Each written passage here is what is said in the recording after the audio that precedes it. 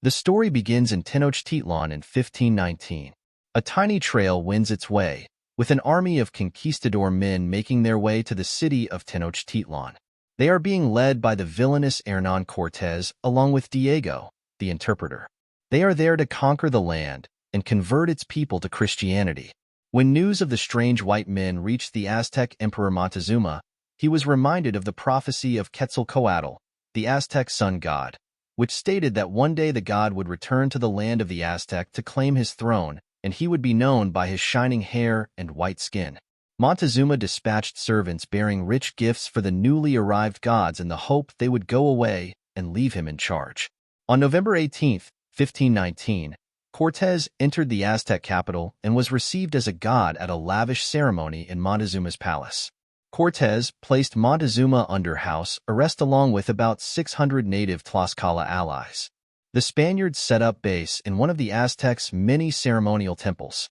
There were 2 gold collars and a huge alligator's head of gold, 100 ounces of gold, and other sculptures studded with precious gems, as well as wheels of gold and silver in different sizes and many other priceless objects. With Montezuma imprisoned, the conquistadors went about ransacking his palace where they found a secret vault full of treasure that it took 3 days just to divide the spoils. It was enough to make every Spaniard rich beyond his wildest dreams. But still, they wanted more. Diego gathered the men, saying, "Find me more gold and gems. Before you kill them, torture them to find out where they hid the treasure. Then kill anyone who doesn't talk, even women and children." In the following months, Cortés began a bloody campaign of terror. His men terrorized the city, torturing and killing its inhabitants in an attempt to obtain even more treasure, including the location of the fabled city of El Dorado. The Aztecs eventually grew weary of the Spaniards' tyranny, and over time they began to question Cortés and his divinity as well. So when a group of conquistadors destroyed one of the city's main temples and slaughtered its high priests, things turned against the Spaniards. On June 30th, 1520, the Aztec people rose against the Spaniards, forcing the imprisoned Montezuma to appear upon the plaza of his house in an attempt to pacify his subjects. But apparently, the people had had enough of Montezuma as well. The emperor was stoned to death by his own people. With their hostage dead, Cortés and his men were forced to flee the city. They retreated amid a full-on uprising, attacked from all sides by Aztec spears and stones.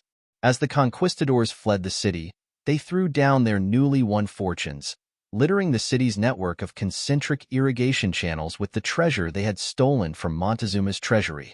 Many of Cortés' men died on that dark and rainy night. Cortés rebuilt his army, and a year later, he returned to Tenochtitlan.